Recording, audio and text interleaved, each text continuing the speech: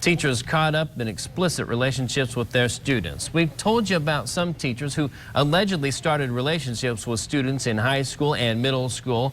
We know it can happen with somebody in any line of work from anywhere. But how do you talk to your child about what crosses the line when it comes to a teacher or a coach?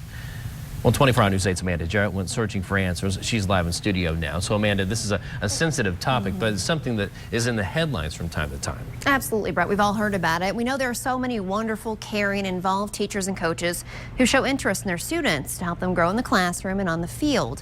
Unfortunately, like in any profession, not everyone has good intentions. So how do you make sure your child understands what's appropriate and what's not? And what can you do right now to make sure they know where that line is? We took our questions to a state trooper who specializes in investigating child sexual assaults and gives talks at schools about digital safety.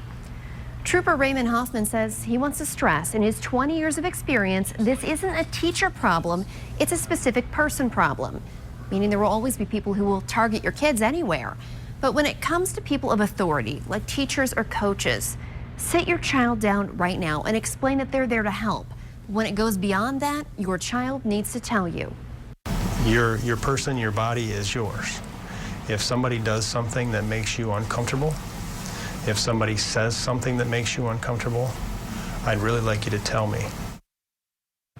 Trooper Hoffman says even if they tell you something that's not necessarily inappropriate, your child will know the door is open for dialogue, and that's what's important here. He says the best thing you can do, may sound simple, but get a daily recap of their school day. If you don't ask, you won't know. It's very important. It sounds easy. Parents at home probably say, well, duh. Yeah, no, it's simple though. I mean, go simple. through the day. What did you do today? Who did you talk to today? Who'd you hang out with today? Exactly. What Those did you simple learn? questions. Exactly. And maybe they'll tell you something that to them isn't a big deal, but to you, you can notice changes in their behavior, their interests, maybe something that you think, this just isn't right. If you have that question, though, if the child does say something that's a little bit questionable to you, who do you talk to then next?